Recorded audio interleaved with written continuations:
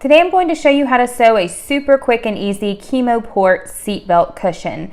If there is someone in your life who unfortunately has cancer, or you do, this will come in real handy if you have a chemo port or some kind of shoulder surgery, so that you can put this around the seatbelt with the cushion part towards you, and it will stop that seatbelt from snagging or pressing too hard on your chemo port or surgical incision.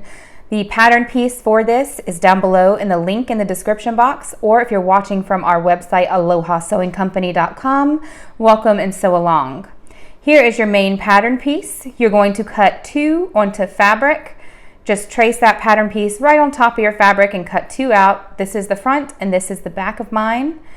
And you see these little teeny markings. There's 4 of them on top of the pattern piece. Go ahead and put it on top of one of your fabrics and cut little slits up to that stop mark on each of those 4 pieces.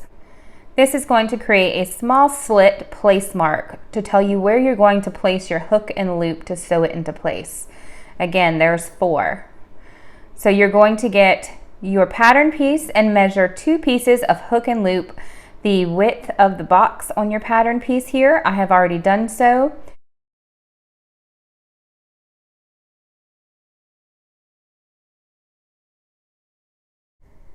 Now you're going to get your fabric that you cut those small slits, those 4 small slits into, open up your hook and loop, and you're going to place it right where your slits are and baste it in place. To baste it in place means to just sew it right close to the edge to hold it in place, about 1/8 of an inch seam allowance. I'm going to place that hook and loop closure with the top of it right at that slit mark, and I'm going to sew it right close to the edge in place. And the Velcro rough side is facing up. Then I'm going to go to the other side with the Velcro rough part facing down on this side, and I'm going to baste it in place as well. You're also going to do the same thing to your other hook and loop closure pieces with your bottom slits. You're going to place the bottom hook and loop closure right below the bottom slits. Now you're going to go ahead and close your hook and loop pieces together. Then get your other piece of fabric and place it with the right side facing down, with those hook and loop pieces in the middle sandwiched. You're going to sew using a 1/4 inch seam allowance up the side, the top, and the other side. You're not going to sew across the bottom. Here is mine sewn. I used about a 1/4 inch seam allowance, and I sewed all the way across the sides and the top, and I left the bottom here open, and that's how we're going to flip it right side out in a minute. Go ahead and cut off any excess seam allowance, and at each of your corners, clip diagonally across right up to the stitches, and this helps reduce that bulk at those corners once we flip it right side out in just a minute.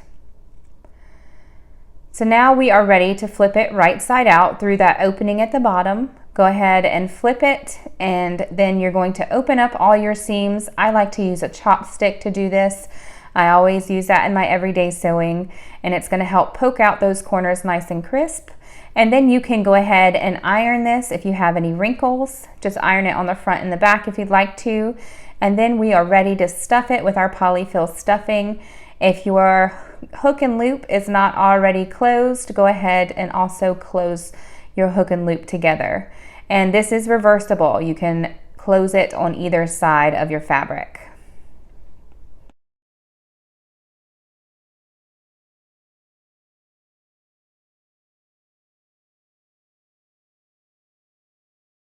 And a little tip with your hook and loop, I like to go ahead and trim it so that it is nice and straight, and then I cut diagonally on each of the corners just so that those don't poke anybody.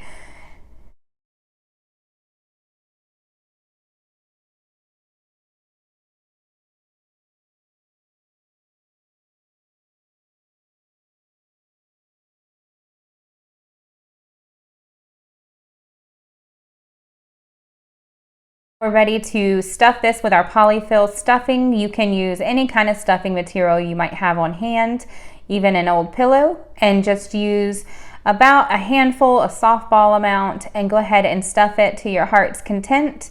and make sure you poke it up to those top corners and leave the bottom just a little bit unstuffed because we need to sew that closed here in a minute. To sew that closed, we are going to go to the opening and put your pointer fingers towards both of those side seams and press them inwards about 1/4 of an inch, and the rest of it should fall in place to fall into your port pillow cushion about 1/4 of an inch. And once you have that in place, you can sew all the way across the bottom right close to the edge, or you can use an invisible hand stitch, whichever you prefer. I used a thread here so that you could actually see how close I sewed it to the edge, and this is just fine if you don't care that it's not an invisible stitch. And then you can just push your polyfill stuffing around and you are finished. This is a super quick and easy sewing project. It is a great charity sew project to donate to your cancer centers. I am actually a nurse, so this is very near and dear to my heart, and I like to make these with my daughter to donate. I hope you enjoyed this tutorial and have fun sewing along with me. Please, please, please like this video and subscribe to my YouTube channel to see all of our easy sewing patterns as they're released. Visit AlohaSewingCompany.com, or the link is down below in the description box on YouTube to see all of our super easy sewing patterns that you can print at home so you can start to sew faster. We make sewing patterns for literally everything, from baby items, kids' clothes, decorations, holiday stuff and gifts, bags and more. And before you go, mahalo.